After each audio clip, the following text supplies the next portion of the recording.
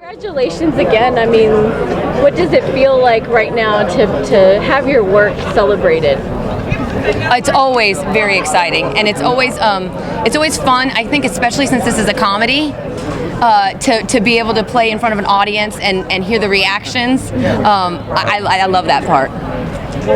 Yeah, it is. It's exciting to actually have people see what you've done and what you've created. And comedy is difficult because laughter is an involuntary response, and eliciting it is not the easiest thing to do in the world. And apparently, so far, we've been successful at that. So that's a plus. That is a plus. And it also feels good too, because although it's a comedy, there's no deep meaning behind the film. Right. It's a fun film, Right. but there's a deeper meaning to the overall. I don't know what you call it.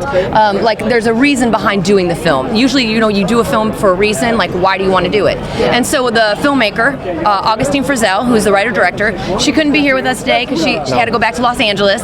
Poor thing. Had to go back to LA And work. Yeah, exactly. And so, it's really neat to be able to take her story and bring it to life. It's based on her own youth, growing up here in Garland, Texas, and it's you don't see very many films that have this kind of storyline. You don't have very many films in which it's young female protagonists. In this case, it's high school dropouts who are working every day, who are lower socioeconomic,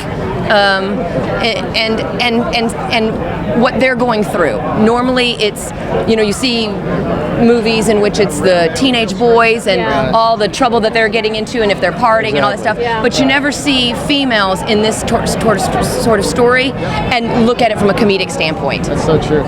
So what about you? Who do you play in the film? I play Officer Craig. It was really difficult. It was a really fun. Yeah, it was hard to play that guy, but I play the straight guy. There wasn't that much comedy from my guy. I was having fun watching my partner though. He was amazingly funny, and so.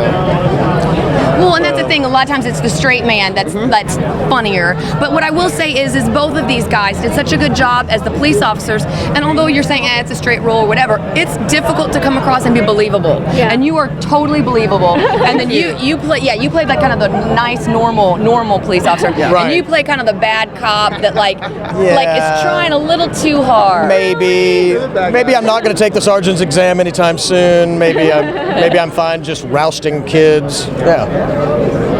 What research did you do? Were you following? Oh, well, I did about 15 or 20 ride-alongs over the course of 6 or 7 months. I actually arrested 4 people. That didn't go over well. The local courts did not uphold those convictions. That did not go smoothly, and I did a little time for it. But I'm proud of what I learned in the joint.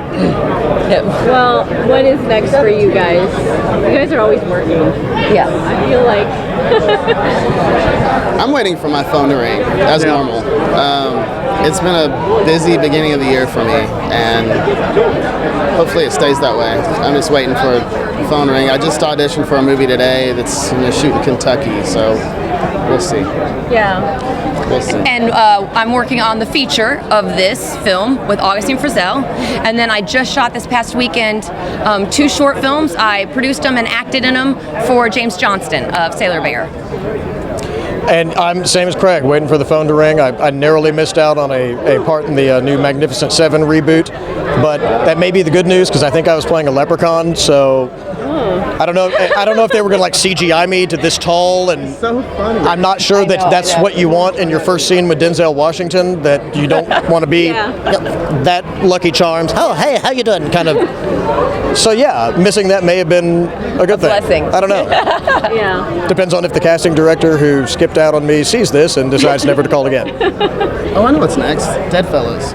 Oh yes, duh. Deadfellas is We're next. both in a feature by Brian Massey. Wow. Yeah, Zombies.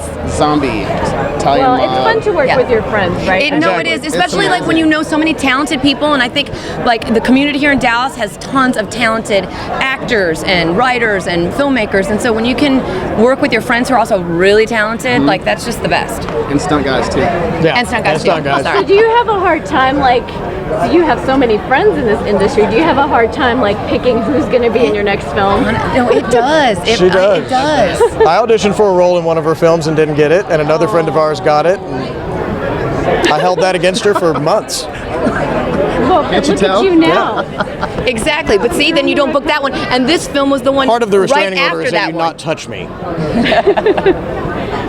But yeah, no, it's, there's such a pool of talent in this town that a lot of people don't know about. Right. And when you have somebody like Liz who knows everybody and has access to it, she can find the exact right person for the exact right role. And the person that she cast over me was infinitely better suited for it. He's wonderful. At least you can sleep better at night knowing that. Well, Exactly. and the friend is somebody that we're friends That we're- with. right, that We're we're in all in class acting with. class together too. So it's like if he doesn't get one, he'll get the other one, and vice versa. Exactly. All works out. Well, congratulations, you guys. It was nice Thank you. seeing you again. Thanks.